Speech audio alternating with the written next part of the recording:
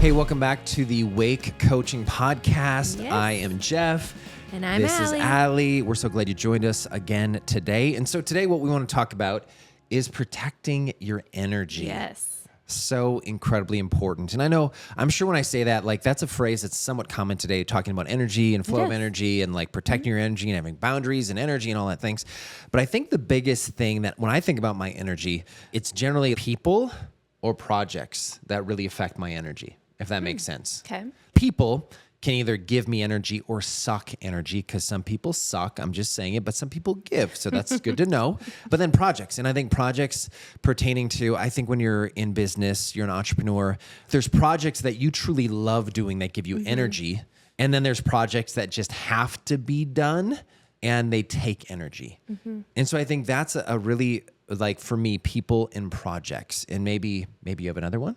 Yeah. So I think about what sucks my energy, and it can be things that kind of pop up, grab my attention at a time when I'm trying to focus on something else. It's like the little annoyances, if you will, like little issues, things that aren't a big issue, but it grabs your attention. You weren't wanting to focus on that. You weren't thinking about that. And now it's in your mind. Would an example So of that I think be? of like texts or alerts that I get, and it can just happen at any point in the day and totally grab your attention out of what you were doing, or even especially if you're like trying to rest. And then it's like, bing, we have this issue. And again, it doesn't have to be anything big. But so I guess what I'm saying is the timing of just certain things coming to light or grabbing your attention can really steal from my energy. I think that's a great point. I think that like the D&D on your phone, so helpful. I know for one of our businesses, we use Slack, and Slack is meant to be not important, but Non-urgent. urgent communication, right? Like the text is urgent. I need an urgent answer. The Slack is meant to be like, hey, I just want to get this in front of you. I want to get your opinion. Please answer sometime today. And I know for me, the moment I get a notification on my phone for Slack, it's so hard to not slide it open and read it. Yeah. And the moment I read it, I might as well be at work. I might as well be in that specific business that we run. Yep. And so it's important, but at the same time, how do I protect myself? Because to your point, you might be in flow state. You might be flowing in some other space where it's really, really good. And all of a sudden you hear a bing, or you see a little notification. And the next thing you know, it pulls you out of this flow state of like, you're creating or you're just crushing one thing. And all of a sudden you get pulled to another thing. And then the next thing you know, the energy that you had that was just flowing towards this one project, all of a sudden it's like you push pause on it. And then you go over to here to answer something that honestly, it might be important, but it's not urgent. Right. And that's something that I talk about when I coach on organization. Is a huge piece of that is time blocking.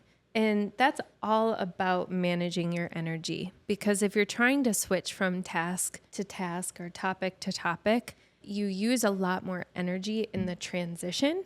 And so if you're just constantly transitioning from this business to that business, or this type of task to that type of task, it takes way more energy transitioning back and forth.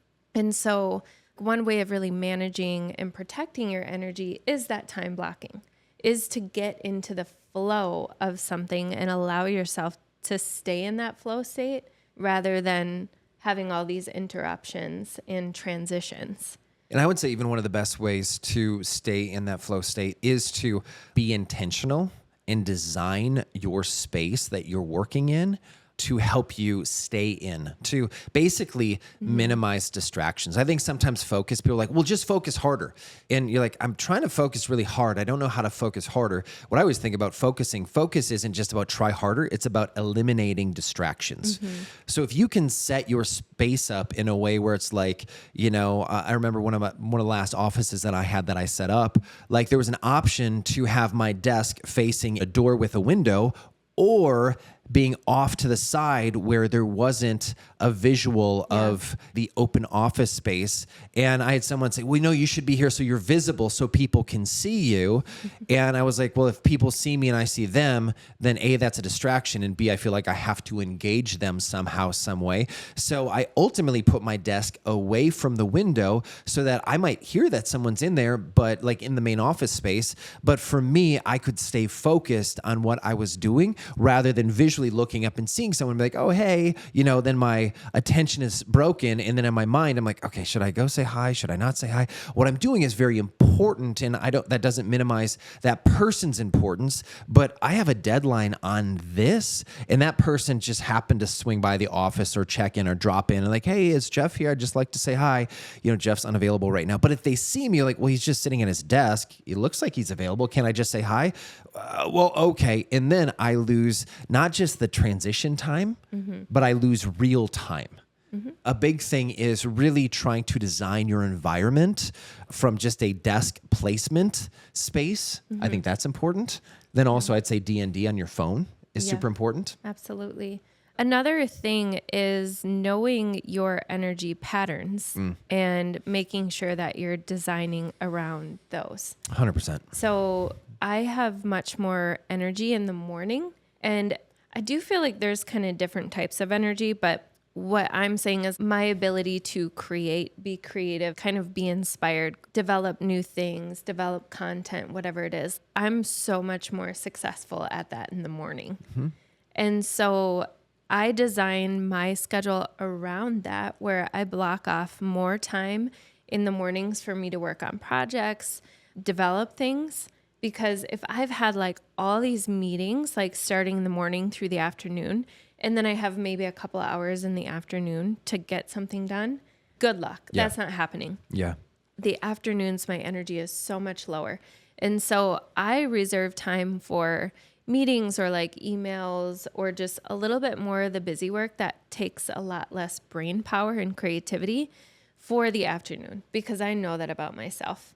Knowing your own energy cycles, I think, is really important so that you can design your day strategically around those. And I even think like that idea is somewhat of a new idea. Like I know it's been around, we've heard about it probably for years, the idea of like, okay, knowing yourself. I have a really good friend, mentor, coach who talks about the idea like, are you like a first shift, a second shift, or a third shift type personality? And I was like, what does that mean? And first shift is like, hey, a 6 to 3 type person, or I'm a, whether it's a second shift, which is 11 to 7, or I'm a night owl, which is 7 to 11, whatever it might be, like that first, second, or third shift type person. And I think it really matters because if you think about shift idea, that goes back to like the factory mentality when you're making widgets. And like, you don't really need to manage your energy when you're making widgets. You're like, I'm going to be doing the same thing for 8 hours, right? Your productivity is by the end of the day, I want to create X amount of widgets. Okay, well, so now fast forward to the day and age we are in now. Offices tried to create the space. Well, you have to be here 9 to 5. That means that you are optimizing your efficiency by being here 9 to 5. So you really didn't have to pay attention to your energy per se. Now, in today's day and age, like if you're an entrepreneur, you're basically working for yourself, right? So no one is going to be there to be like, well, did you clock in at 9 and clock out at 5? No, they're not saying that. What they're looking for is ultimately your productivity. And like, well, did you manage that project well? Did you finish on time? Did you manage the deliverables in a timely fashion that is mutually agreed upon? And then in that case, you're like, oh man, when am I the most productive? When do I do my best work? Is it in the morning? Is it first shift? Is it second shift? Is it that afternoon? Like, I'm not really going to start anything till 11 because I'm a slow, I need some time in the morning. Or is it like, hey, honestly, as soon as the sun goes down, I am wide awake and I'm staying awake till 1 or 2 or 3 creating.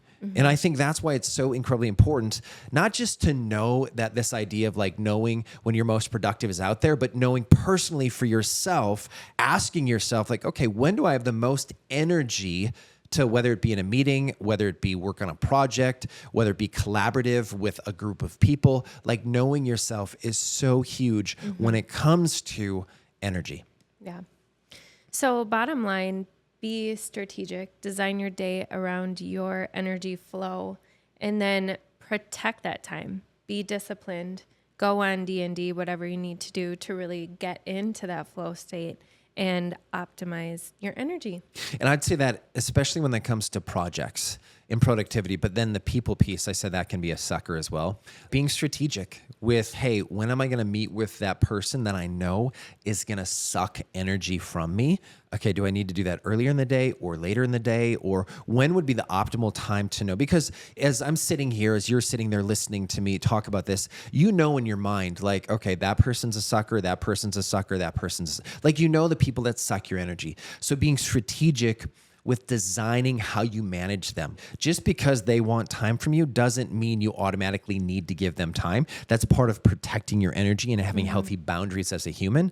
And so just because they text you, hey, I need this now, it doesn't mean you have to answer now. I know that sounds crazy, but literally you have a right and you have a part in the conversation and the relationship. And if not, it's honestly an unhealthy relationship or working relationship that needs to be changed, altered, or dealt with. And so I encourage you, if there's people in your mind like, man, that person is such a sucker, like you need to be strategic to design the relationship you have with them. I hope that makes sense. It does. One tip I have is just scheduling them up against something else so that there is an absolute clear, I have to be done at this time, and then have the next thing be something that encourages or fills you up, not something that is a high performance moment, because you might come into that a little bit low. Sometimes I'll schedule a sucker type meeting right before a scheduled workout. Yeah. Because I'm like, okay, I have to be done at this time. And then I'm going into something that's really just for me, that's typically going to energize me. But also don't tell the person who's a sucker that, hey, I got to be done in an hour because I have a workout scheduled. Because chances are any sucker is going to be like, well, that's not important. I'm more important than that workout. But so you say, hey, honestly, I have another appointment in an hour. So we got an hour, let's get at it. Or 30 minutes.